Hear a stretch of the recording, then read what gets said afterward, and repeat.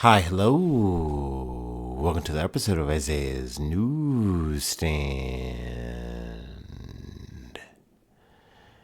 It's your host, Isaiah Edwards. The date is December the 7th, 2025. Hopefully this episode finds you well, in good spirits and high hopes. As for me, I'm doing pretty good. Hopefully you had a good Sunday. Hopefully it was a fun day. As for me, my day was pretty good. Not just my Sunday, but also Saturday. We'll actually start there. I know I missed another day. This is becoming a bit of a trend, and I think it's kind of here to stay for a while, at least as we get through the rest of peak. I've just kind of noticed that, with my workload, work life, balance and everything, it's just seeming that I need at least a day or so in the week, or maybe like every other week to kind of say, all right, let's just take a day off of at least podcasting or the gym, something to that effect. I had kind of called that at the top of peak and, really didn't have to take off too much time. But then I've noticed that like over the winter so far, I've taken off a little bit more days than usual. So I figured, hey, gotta address that. But overall, hopefully, y'all understand, this is still overall a daily podcast, but, every once in a while, we're just going to take some time off. Anyway, let's go ahead and just start at Saturday, and then we'll work our way through the weekend. Hopefully that sounds good for you. But yeah, we got up Saturday, and I was supposed to just get right up and go right to laundry. And I got up, and just the thought of like trying to get there early so I could get into the scrum of things so I could have a really effective day, it just stun locked me to like not get up. And at least that's the excuse I'm running with. And I wound up not getting to the laundromat until like around 30 minutes or so after they opened, even though I was awake and I could have gotten there. So I was like, okay, I'm kind of already kicking myself at the start. Plus, just like the last laundry run, I wound up with way more laundry than usual, and I knew I had to use a bigger washer. So I was like, this is gonna be frustrating. Hopefully, I can get one, and it won't be too behind for the day. Luckily, I was able to do that. There wasn't any drama, and I get all my laundry in there. So I was like, all right, cool, that's great. Overall, laundry goes well. Post laundry, we wind up getting to the gym. The gym session was actually really good on the overall, but did do a little bit of tweaks. We did heavy lifting. I was able to get on the Smith machine. I was able to get on free weights. Then I was also able to get on all my filler work. So I was like, all right, cool, perfect. But I kind of knew that I was already starting to feel tired. And I was like, hey, I'm trying to go out later tonight. I do not want to have the situation where I'm just like super tired the whole night. Like, that's just no good. That's bad energy.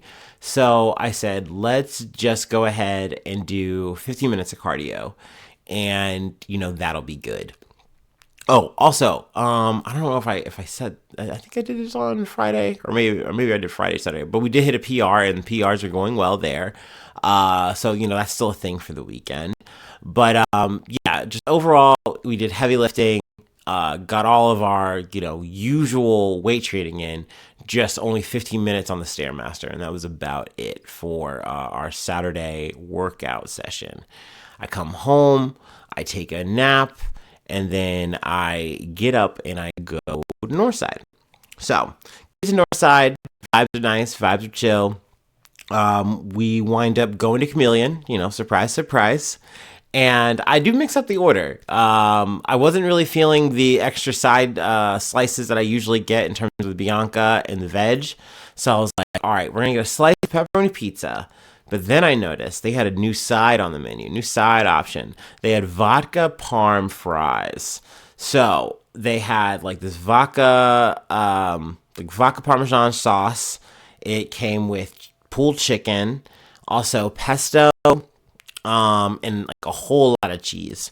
So I was like, all right, you had me. You had me at vodka parm. I'm in there, like swimwear. But I said, actually hold the pulled chicken because I knew that I wasn't gonna have just a slice of pepperoni pizza with this. I'm like, let me go ahead and get the meatball sandwich, which is like their meatball sub option. And a thing I love about their meatball sub is that you can get it. I've gotten it, a handful of times at this point, and almost every single time, it's always a little bit different. It's not quite the same. Like they re-innovate it, they tweak something on it, and it's always nice every time. So I love that. This time it had the vodka parm sauce on it, and then also like the breading was like more of a sub sandwich style, as opposed to like the time before. It felt like they just almost had like this like just crust like bread, and that was the hoagie bread. And I'm like, either both were bussin', both were very good. So this definitely hit the spot, and I was just full like right off the rip. And I'm like, all right, I'm gonna try to be mindful of this, but definitely worth it. I gotta say, would do it again. But after that, we go to Northside Tavern. We're hanging out there, meet up with some more homies. Vibes were nice, vibes were tight, as of usual, as of course. And then post that, we go to Junkers. Junkers, I got a bit of a surprise. I didn't know this. I don't think my friends really did either until we got there. But they were just having a live show, like a random ass, random to me at least. Just like I would call them like, I don't want to say thrash bands, like punk bands. I don't know. But, it was just rock shit. It was cool. So we're just kind of hanging there. We're in and out, just, outside, smoking, hanging out, and then, inside drinking, listening to some bands and stuff. Then after that, we hung out for maybe another hour or two. And then, right around the time last call happens, we go ahead and say, all right, well, let's go ahead and skedaddle. Let's hit home. We get back to HQ. We're chilling. I had kind of said, hey, I don't need to eat anything big. No pizza rolls for me, please. And I say this, but then I still wind up eating like a toasted English muffin with some butter on it, some pretzel, like peanut bites. I got my grades on. I think there were some pita chips involved. So yeah, I definitely hit some extra and I didn't need it. But, we close out the night with some wrestling. And we're watching wrestling, I should say. Wouldn't that be crazy? I do all this stuff, this drinking, this eating. I'm ready to pop in, like me and the homies just wrestle. No, that's not what we did. No, we watched some SmackDown and SmackDown and chilled. And then I went ahead and got a little bit of sleep in. Now I wake up, a few hours later, and there is a reckoning to tend to, and the piper has come, and he's like, you need to nature, he's a calling, go answer. And I was like, okay, so I'm tending to that, and I'm already like, okay, a little bit behind the ball here, but we do that, and then we get up and we get home. I'm like, all right, I'm feeling a little bit better, but I'm gonna go right to sleep, and then sleep for another, I want to say 2-3 hours or so. Wake up, my stomach's still not 100%, but we more or less rally, and I get up and I go to the grocery store. Now, I think I got to the grocery store around noonish, and it was really packed. So there's a lot of people, a lot going on. I get to the checkout with everything, and like this is where the vibe kind of felt like dystopian. There was like a guy who had he seemed a little bit flustered, seemed a little bit distracted. I don't know. Hey, I get it. There's a lot going on. Seemed like he had like a big grocery order, and it looked like he wasn't able to pay it or something to that effect. And I don't know, maybe blame it on some neurodivergence, or like once again, just really like worked up in a bad situation. I completely get it, given the economic circumstances, but it didn't seem like they were able to pay it, and like. Which is like, we can try this, we can try that, and the lady was trying to be as nice as possible at the Kroger, and work with him and saying like, hey, we can just take this off, it's okay, wait for you to get your payment. He's like, no, it was so awkward, and I felt so bad for like everyone involved. I'm getting my shit, I'm spending over $100 already, so like once again, I completely get it.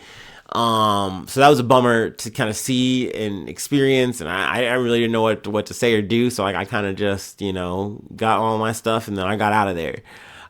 Post the grocery store, though, we, obviously got all the groceries wrangled, we got them all home, and then I go to the gym for the second time in the week. Now, for me, I was, planning on lifting heavy, and I did, but there was a bit of a big magic tournament playing on like YouTube and everything. So I was like, I want to watch this. I'm kind of a bit of a lazy vibe, with the stomach and everything. But I want to make it to the gym. I just don't think I'm going to push it as hard, right? That was kind of my thoughts going into it. So essentially, all my weight training was I lifted heavy. I just, kind of like throughout the whole weekend, I just didn't do 3 sets. I just did the two, like 2 of 6. Got through all my weight training. It was good. Got through all my cardio and my filler workouts as well. So overall, it was a nice and full workout. It just, I don't know. In my head, I kind of felt like you're not pushing this as hard. You're a little bit too distracted, a little too focused on the Magic the Gathering tournament. I know I'm on some nerd shit, but hey, it was a good pump all the same. I didn't really feel too bad about it. I was just like, we just didn't hit it as hard. We weren't as aggro, But yeah, overall, good gym session. We get home and I am setting up. I'm doing research for this episode, and I'm like, oh my God, I'm so tired again. I'm going to try to take a nap. So I went ahead, got another nap in, and now I'm up, and now we are yapping. So yeah, this weekend was filled with gym, was filled with naps, and a little bit of good times and a little bit of groceries. Actually, pretty much the usual. So it's not like you missed too much. But yeah, like I said, going forward, I think, once again, just kind of expect maybe Friday, Saturday to be a little bit, touch and go. But we'll see. Hopefully I get back on track a little bit more regular as we close out the year, go into next year. I don't know. Just bear with me, my dear listeners. Thank you. Thank you so much for bearing with me. But yeah, overall, a good weekend, W weekend. It was weird. I don't know. I kind of was like, I wonder how things are going to go now in the second week of peak. Things were so hectic, so crazy, and things are still pretty hectic. Just they don't feel as crazy. And I'll take that. Like, that's still a plus then, right? So, I'm counting my blessings and, taking the time as I can and, rooting for a good next week for myself and for my friends and my family. And, obviously for you, my dear listener. I don't know. Anyway, let's go ahead and let's do our startup and let's get into some news. Oh, man. Let's see. A couple of stories I'm leaving on the cutting room floor. I'm not picking them up. Trump got a FIFA peace award. I'm going to put that in quotations, peace award, which is so strange because they had no reason or business giving him that award, especially because FIFA's not supposed to be political, but they're like, we're corrupt and we want to get on this guy's good side. So, the commissioner made that happen. Yeah, good luck with that. And then also, Putin went to India this week. He took a trip to India, which, was big. He's supposed to be this, powerful world leader who is supposed to be on the outs and not able to travel, do this and that. So I think whenever he goes abroad, people look, they're listening. What is he saying? What's he doing? But yeah, it was him in India chilling with Modi. Which is also they're on their own kind of situation, being that they've been, tariffed, I think, 100%, over 100% by the U.S. They've still been having to endure that over the whole, quote unquote, over the oil thing. But that being said, they're like, okay, we're taking that on the chin, but we're still gonna, work with Russia. So this was a very symbolic thing that I just was like, I should talk about this, but I just wasn't able to quite find the time to put it on the docket. So there you go. That's me forcing it right now. Anyway, let's go ahead and take our startup and let's get into it. Actually get into some news about India.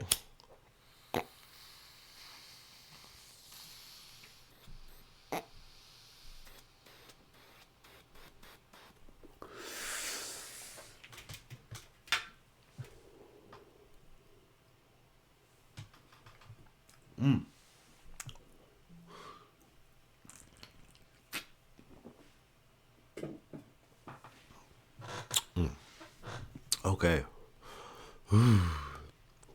Our first story comes from ABC News. Fire at popular nightclub in India's Goa state kills at least 25, officials say. At least 25 people, including tourists, were killed in a fire at a popular nightclub in India's Goa state, the state's chief minister said Sunday. The blaze occurred just past midnight in Arpora in North Goa, a party hub. Goa's chief minister, Pramod Sawant, said most of the dead were the club's kitchen workers, as well as 3 to 4 tourists. 6 were injured and are in stable condition, he said. The fire occurred due to a gas cylinder blast and has been extinguished, the Press Trust of India news agency reported, quoting local police. All the bodies have been recovered. It said at least 100 people were on the club's dance floor when the fire broke out, and several rushed to the kitchen below in the chaos and got trapped along with the staff.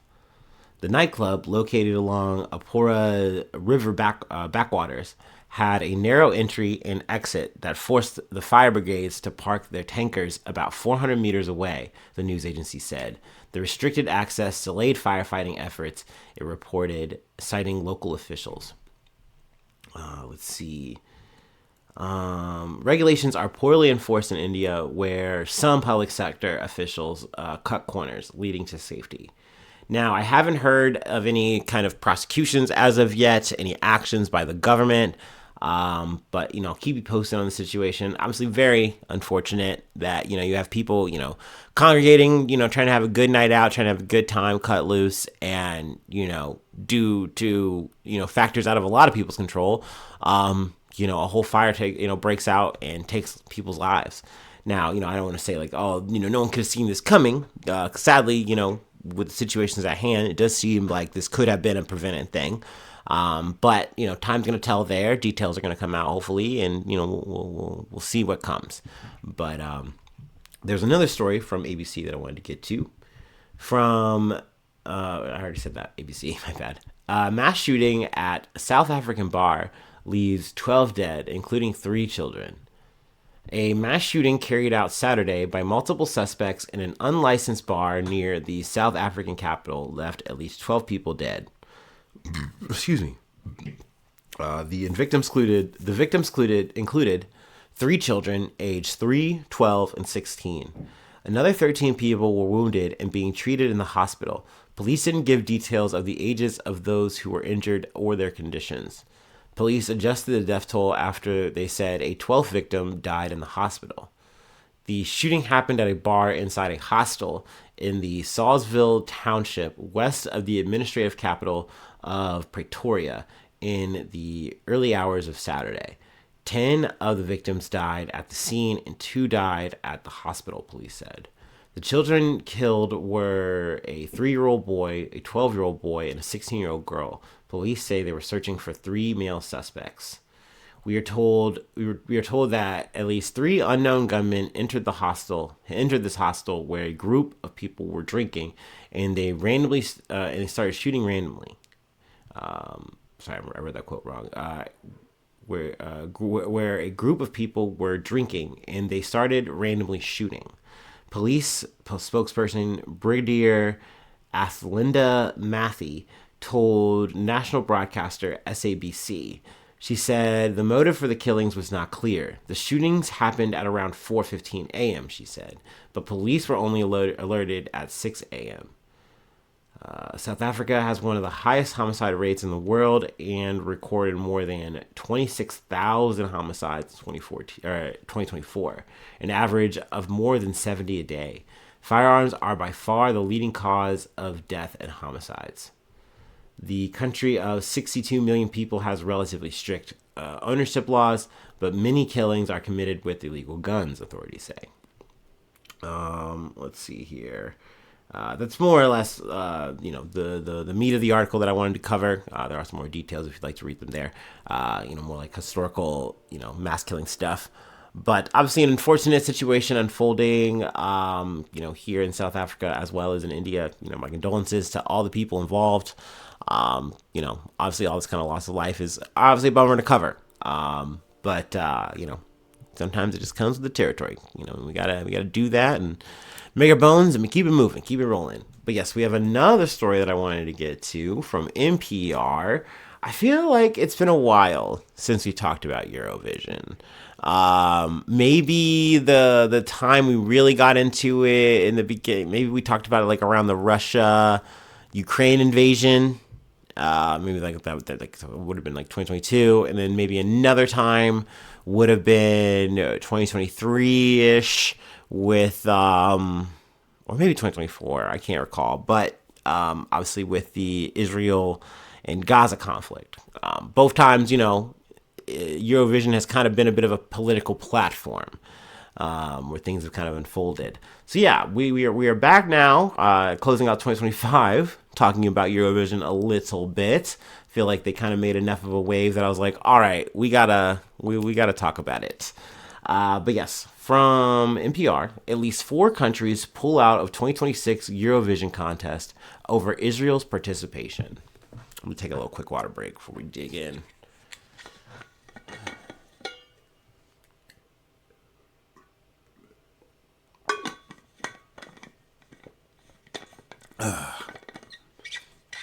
Public broadcasters in Ireland, the Netherlands, Spain, and Slovenia on Thursday pulled out of next year's Eurovision Song Contest after organizers decided to allow Israel to compete, putting political discord on center stage over a usually joyful celebration of music.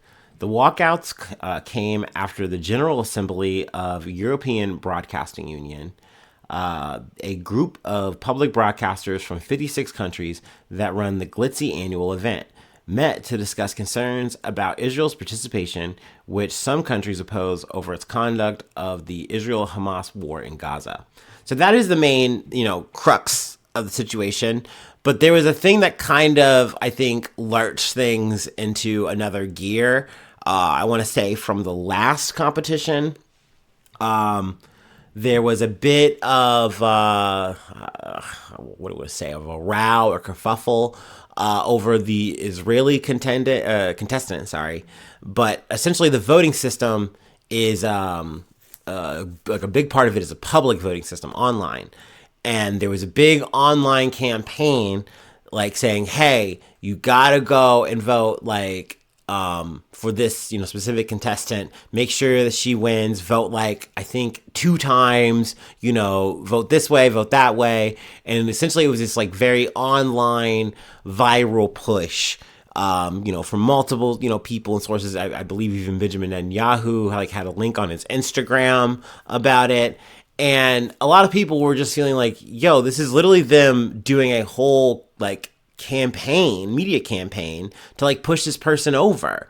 Like that's not what Eurovision is about. Like this is supposed to be, yes, the people, having a vote, saying, but not like, abusing this power, not going out of their way, like stacking votes, things like that. Like now all of this is kind of alleged. They said, hey, okay, we're all going to come together. We're going to come up with a solution for it. But people were like, no, we've had enough. Like, it needs to just be Israel and it's not competing. Like they shouldn't be a part of this. And Eurovision has been a thing. It started obviously with like a core European, states coming and singing, doing all the doodle bop. It was like it's like American Idol on steroids. They were like the big ones to do it. But essentially, they said, okay, like, we want Israel. Like, overall, we want Israel to, participate. That is, like, we all got together. Yes, there's some people who are saying, no, we don't want Israel to participate in this anymore. We want them out, over how they've conducted themselves. We've seen when Russia did this, we kicked them out. But overall, we want to keep Israel. So, there were 4 countries, at least as of right now, as of recording, that have said, no, we're done, we're out. The big one was definitely Spain. And when I initially thought, I'm like, okay, so yeah, they're just not participating in this anymore. But the fact that there are these broadcasters that keep getting mentioned, and they're like, no, they're not airing it. And I was like, oh, that is a bit different. So not only are they not participating, they are not airing Eurovision in those countries. And for Spain being one of the big 5, that's a big deal. And that's, money out of, the whole project. So that's not good. Let's see here. I kind of just shifted to Rift mode, which is kind of my bad here. Let's see here. Where did I want to pull it? But I mean, overall, though, long short of it, you're getting the Isaiah's way here. Sorry. Israel is going to still be competing. I don't think there's going to be much of a change. But the other, five countries are not going to be competing, but also not broadcasting Eurovision. So we'll see if that loss in revenue, loss of eyeballs, is going to actually make a change. Or if there's going to be any more countries that say, "Hey, we want to opt out of this. We're done. We don't want to compete. We don't want to be a part of this until things change." Or not. Me personally, I'm not the biggest Eurovision guy. I think when I started getting into the whole news scene, international news scene, I learned about it. And I was like, okay, I kind of followed along. And, every year when it gets mentioned, I'm like, okay, cool. But it's kind of in one year, out the other. I think that there's almost this conversation with Eurovision, kind of like how I mentioned up top with the FIFA thing, that like, oh yeah, let's like keep politics and this separate. Okay, this is about the music. It's about the people coming together. It's like, yeah, man, that would be great. But one, no one's gonna do that. Period. And especially if we're talking specifically about this situation with Israel. Like we've seen plenty of times where it's like, no, we are singing about October 7th. Like we are talking about the moment. Da da da. Da. Like so, how is that not a political thing? And don't get me wrong, we had the same situation with Ukraine, where it's like they had a whole moment, a whole stage that they got to take over the whole thing, which is like, I mean, hey, go off, do a twirl, but once again, how's that not political? Like these inevitably will be political events. But I also will say too, as I kind of move on out of this and go on to our last story, I support the five countries, the five broadcasters that are pulling out, because I think that you know it's bad look to just be like, oh yeah, no, we're complicit with this, we're fine with this, it's a-okay, it also does feel double-sided to say, hey, we're so against this, but we're participating in this Eurovision thing with them. We're gonna let them take front and center stage every year and just be okay, hunky-dory, fine with it. But yeah, I mean, we will see. I will say I also had mentioned the whole campaign thing, because when they all sat down to talk about this, they said, okay, well, we're going to make sure that this year's, like the next Eurovision, is going to go better. Like we're going to make stipulations, regulations, and it'll be better. But really, it's like, it kind of seems like a bit of a false promise. I get the feeling you would still be able to kind of launch the same kind of public media campaign, online campaign, and get people to rally to, kind of push the votes one way or another. So I don't know. We'll see. And there's also a bit of balancing here. It's not just all public vote. It's also, I believe, with critics, experts who are on the whole thing. Like I said, that's why I mentioned American Idol. It's a lot like that, or it's a bit like that. I don't know. Whatever. So yeah, I wanted to touch on that. Once again, I'm not the biggest Eurovision enjoyer, but just the whole spillover from the Israel Gaza conflict, that genocide happening, it has ramifications. There is a bit of spillover, so I want to try to cover that, track that when and where I can. All right. Let me go ahead and take my last break, and then we will do an update on our Fabergé egg story. Something came out. Anyway. Oh.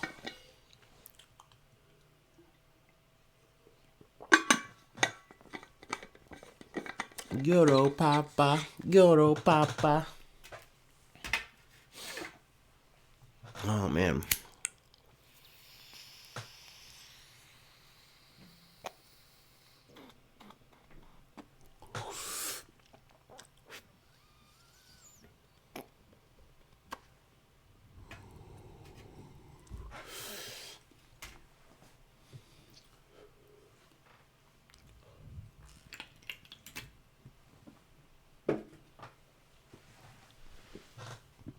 Ooh.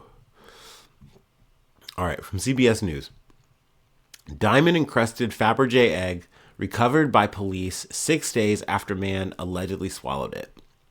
New Zealand police have recovered a diamond-encrusted green Fabergé egg after keeping a 6-day watch over the thief accused of swallowing it.